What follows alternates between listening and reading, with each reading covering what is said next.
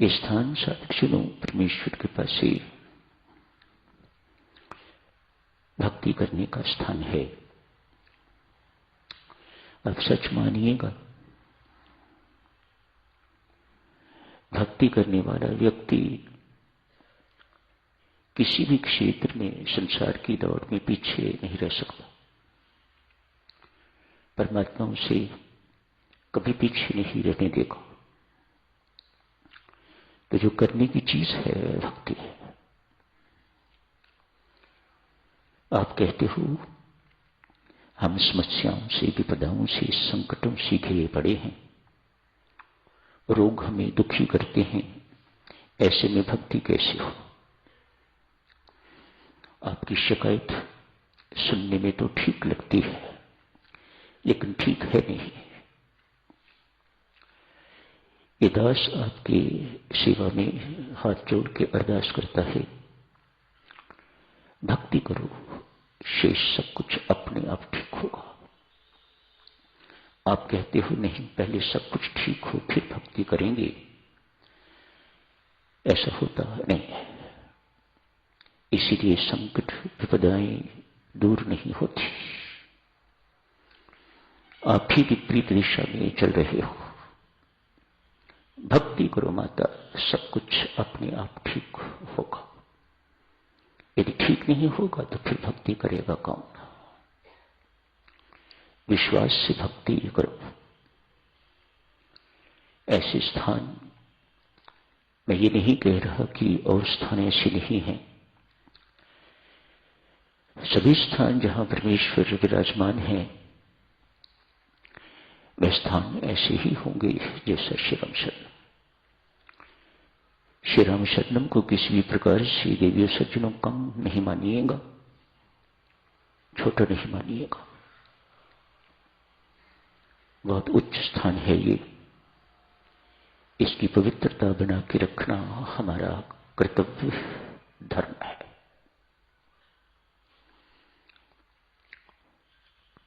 मानो परमेश्वर से जुड़े रहना, परमेश्वर की आराधना करनी, नाम जपना, ध्यान में बैठना, भजन कीर्तन इत्यादि करना, ये सब कुछ भक्ति के अंतर्गत है। जिनसे प्रभु प्रीति की अभिव्यक्ति हो,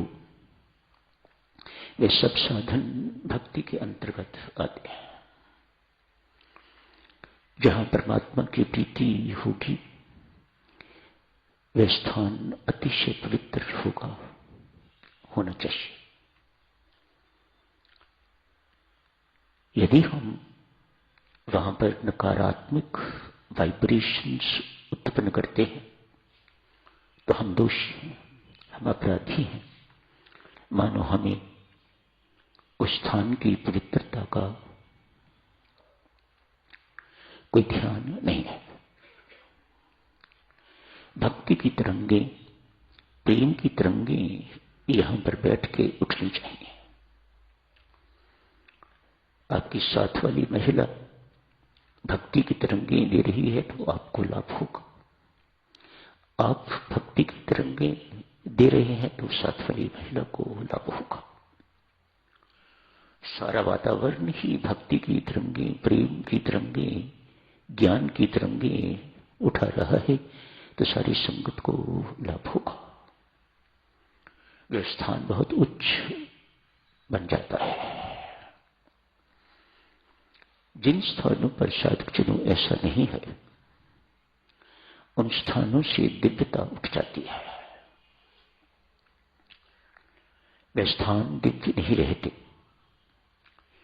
ईंट पत्थर के बने हुए बहुत सुंदर स्थान तो दिखाई देते हैं, लेकिन अंदर कुछ नहीं है। वहां जाके आपको शांति मिले ऐसा नहीं लगता। वहां जाके बेटा आपके अंदर प्रेम पैदा हो ऐसा नहीं लगता। वहां जाके आपका मन स्थिर हो जाए ऐसा नहीं लगता। चंचल मन लेके व्यक्ति जाता है और अधिक चंचल बन के वहां से निकलता है। ये मतभेद की समस्या देवी सज्जनों सिर्फ हमारी ही नहीं, नीची जाति के लोगों को बहुत से धर्मस्थल ऐसे हैं जहां जाने की इजाजत नहीं। ऐसे स्थानों पर दिव्यता होगी, परमात्मा ही जाने, मैं कुछ नहीं कहता। एक सच्ची घटना देवी विदेश की, वहां भी ऐसी बातें होती थी, अब भी होती हैं। एक चर्च है, वहां के पादरी गोरे हैं, वे कालों को भीतर घुसने नहीं देते, बहुत कट्टर है। जैसे अर्ज की, हमारे यहां भी ऐसे धर्मस्थल हैं जहां नीच जाति के लोग प्रवेश नहीं कर सकते। आप धर्मस्थानों को छोड़िए, घरों में प्रवेश नहीं करने देते। अभी भी ऐसे स्थान हैं जहां आपका खाना बनता है, वहां नीची जाति का व्यक्ति प्रवेश नहीं कर सकता। ये सब बातें मैंने अपनी आंखों से देखी हैं, अभी भी प्रचलित हैं। फर्क तो बहुत है, लेकिन अभी भी ऐसा है। ये पादरी बहुत कट्टर है, किसी काली को चर्च में घुसने नहीं देता। आज किसी ने हिम्मत करके, तो कोई काला वहां गया है, उसे कहा, मित्र तेरा मन अब साफ नहीं, अतएव तुम्हें चर्च में आने से कोई लाभ नहीं होगा। जब पहले मन पवित्र करके फिर आना। फिर किस लिए आना है? मन पवित्र करने के लिए ही तो व्यक्ति आता है, रोग दूर करने के लिए ही तो अस्पताल जाता है। जो निरोगी है उसे अस्पताल जाने की क्या जरूरत है? ये उस पादरी की धारणा इस प्रकार की है। यह बेचारा मुंह लटका के चला गया है वापस, उसके आगे कोई चल नहीं सकती। बाहर जाके साधना की है, कीमत देकर साधना की, पेट की रोजी के लिए सुबह से लेकर रात तक कमाई करते हो, खून पसीना बहाते हो। कितने घंटों के लिए? मन की सफाई के लिए, आत्मा की सफाई के लिए कितना समय प्रयोग करते हो? तनिक सोच विचार करो। बात तो उसकी है। इस कमाई से क्या होगा? कल को दुनी दुनी थे, आज लाला दुनी चंद हो गए। बस इससे अधिक तो कोई कमाई नहीं है। इससे आगे तो जीवन में कोई फर्क नहीं पड़ा। मन बिल्कुल वैसे का वैसा ही खोटा है, आत्मा वैसी की वैसी ही मलिन है। मानो अगले जन्मों की तैयारी है। जाके साधना की है, परमेश्वर की कृपा हुई। साधना जरूरी नहीं कि चर्च में ही की जाए, मंदिर में ही की जाए, गुरुद्वारे में बैठ के भी की जाए, कहीं भी की जाए। जहां भी साधना की जाएगी वहां अपना रंग दिखाते रहेगी। कहीं भी करके देख लीजिएगा, ये साधना की महिमा है। मन पवित्र हुआ, मन पवित्र हुआ तो निरोग मन हो गया, तो शांत मन हो गया। अशांति की सारी बातें बीच में से निकल गई, चंचलता की सारी बातें निकल गई। मन अचंचल हो गया है, बिल्कुल स्थिर हो गया है। चेहरा हर वक्त मुस्कुराता रहता है, अद्भुत सा नूर है चेहरे पर। उस काले व्यक्ति पर आभा है, उसके चेहरे पर शांत चेहरा हो गया। संयोग की बात है, आज वही पादरी सफेद इस व्यक्ति को देख बहुत चकित, बड़ा शांत मुद्रा में कहीं खड़ा है, कोई परवाह नहीं उसे। कोई जा रहे हैं, कोई आ रहे हैं, किसी प्रकार की कोई परवाह नहीं उसे। पादरी को ही बुलाना पड़ा।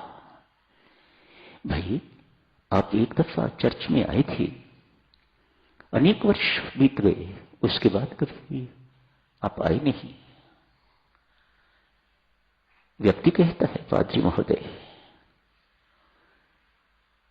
परमात्मा स्वप्न में आए थे, मुझे आके कहे तुझे उस चर्च में जाने की जरूरत नहीं। पिछले 10 वर्ष से मैं कोशिश कर रहा हूं उस चर्च में जाने की, उस पादरी ने मुझे ही चर्च में नहीं जाने दिया, तो तुम्हें कहां जाने देगा? जहां मतभेद होते हैं देव सज्जनों, जाति भेद होते हैं, किसी भी प्रकार का भी मतभेद है जहां पर, वहां दिव्यता नहीं रहती, वहां से दिव्यता उठ जाया करती है। परमेश्वर कृपा बनी रहे दिव्यो सज्जनों, हमारी मति ठीक रहे, मतभेद न उत्पन्न हो। जो आनंद दूसरों का कहना मानने में है वह कहना मनवाने में नहीं है। सच मानो इस बात को, पर किसी न किसी को तो कहना मनवाने वाला बनना ही पड़ता है। जो आनंद कहना मानने में है वह, जो आनंद छोटे बन के रहने में है वह बड़ा बनने में नहीं है। जो आनंद शिष्य बन के रहने में है वह गुरु बनने में है।